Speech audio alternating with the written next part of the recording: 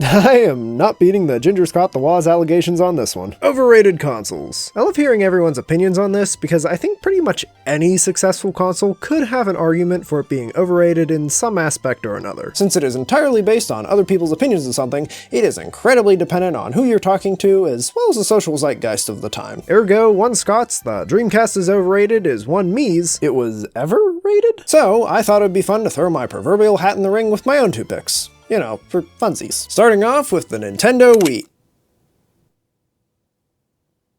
Can you at least wait until I finish the video? Hey look, it's your grandma's favorite console. She's having so much fun. I loved the Wii when it came out. It's one of the first consoles I can actually remember my family getting for Christmas. We spent hours as kids playing stuff like Mario Kart, Brawl, City Folk, and the absolute masterpiece that is Steven Spielberg's Boom Blocks.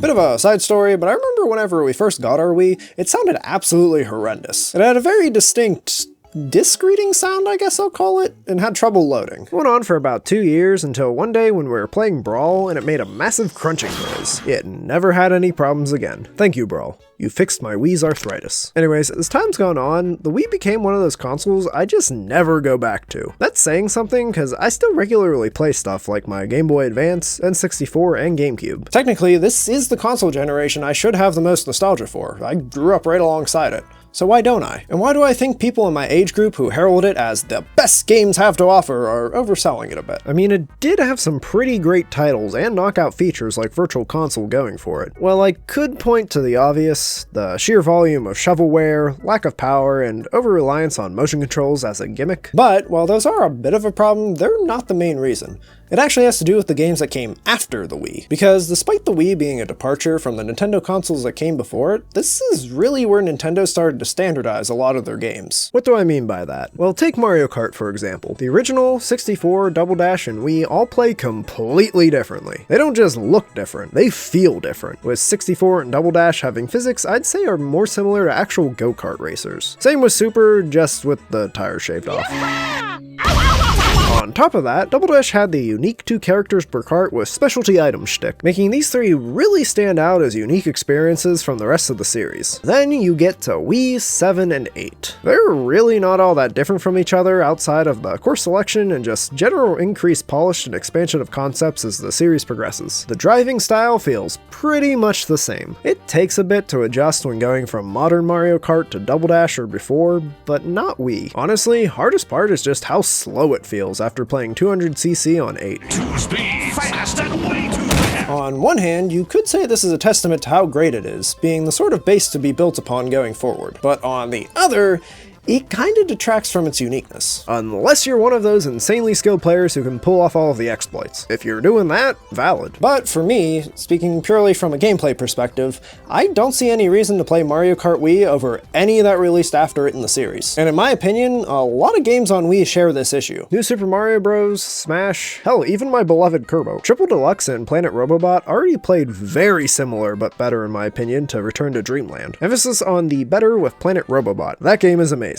Is that a goddamn Clockwork Star? Wow! And then Nintendo went and made Return to Dreamland Deluxe, which just blew the original out of the water, which is another thing Nintendo's been doing. Actually, since the 3DS era, with the few games besides those that I felt got better sequels that the Wii had worth going back to. And without a need to go back to it for those heavy hitters, all that's left is mostly shovelware. Sure, there's some hidden gems, Elebits, Mercury Revolution, and still a couple standouts worth booting it up every so often for, but nothing to keep it as a mainstay, for me at least. So while I think it was a fantastic system for the time and is still great in a lot of ways, I don't think it was the best system of all time. Which is my whole point in calling it overrated. Surprisingly enough, I've had quite a few conversations with people my age who seem to think that video games peaked here. Honestly, I think the main things the Wii has going for it at this point are being easily moddable and the ability to play GameCube games. Oh, and the main menu, of course. The vibes are immaculate. What the hell? Why did I make this? Yeah, baby! For my second pick here, I was originally going to put another console that I don't go back to all that much. Something like the NES, DS, or PS2. But while I was sitting on the couch writing this, my eyes roamed over to all of our consoles. I locked eyes with my N64, one of my favorite consoles of all time that I still actively play to this day. And then I realized, Shit, the N64 is a bit overrated, isn't it? Now, obviously, the N64 is home to some of the greatest genre-defining games that are still talked about and played to this day. These are classics. I'm not here to knock their quality. They're some of my favorites, and like I talked about with Mario Kart 64 in the Wii section, I think they hold their own as unique experiences worth going back to. So, in what way is the N64 overrated then? Well, just like the Wii, there's a couple of things I could point to. The odd controller, the performance struggle a lot of games have, the lack of third-party support and genre variety, but those aren't what I'm concerned with. No, I think the N64 is overrated in the claim that it is the best multiplayer system of all time. And just like that, I've given the public a second reason to burn me at the stake. Yes, there are some fantastic multiplayer games on here, and yes, the N64 was the big multiplayer system of its time, but I think just going one generation over to the GameCube shows that it's more of a matter of preference rather than quality. So many of the heavy-hitting multiplayer N64 titles have a GameCube equivalent of equal quality. Mario Kart 64, Double Dash, Mario Parties 1 through 3, Mario Party 4 through 7, GoldenEye / Perfect Dark, like 5 different Bond games, with Nightfire being my personal favorite. Hot take, I like Nightfire better than GoldenEye. Now worry, all in a day's work. I could do this all day.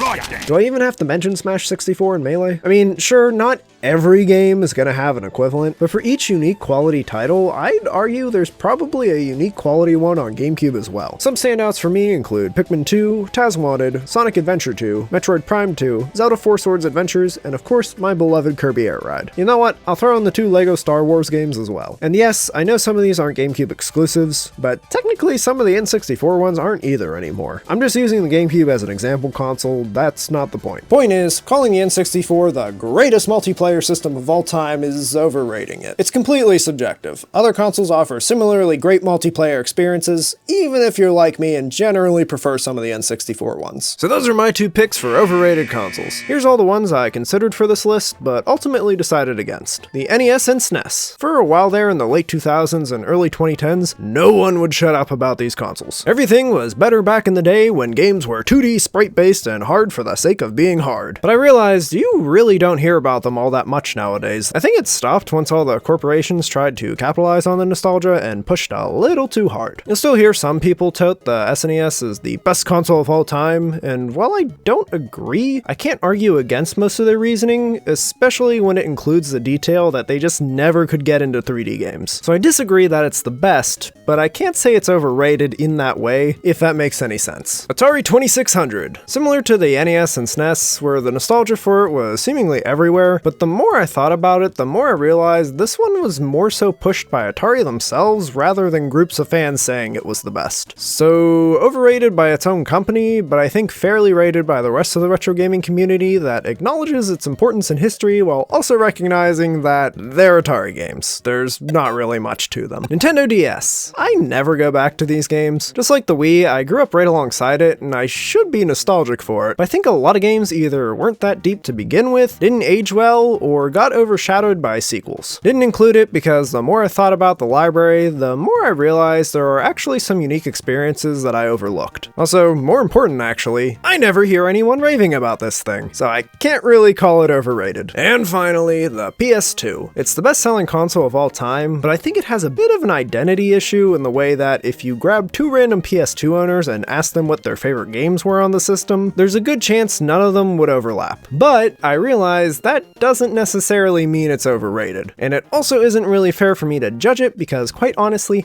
I haven't played it enough to tell one way or another. So those were my picks for not picking them. Well, anyways, I've got to go to a press conference to defend my stance on calling the N64's multiplayer overrated. I did not care much for Diddy Kong Racing. Coming to you live with our newest story, a ginger knockoff of the popular content creator Scott the Woz has been found dead in his own home earlier this morning.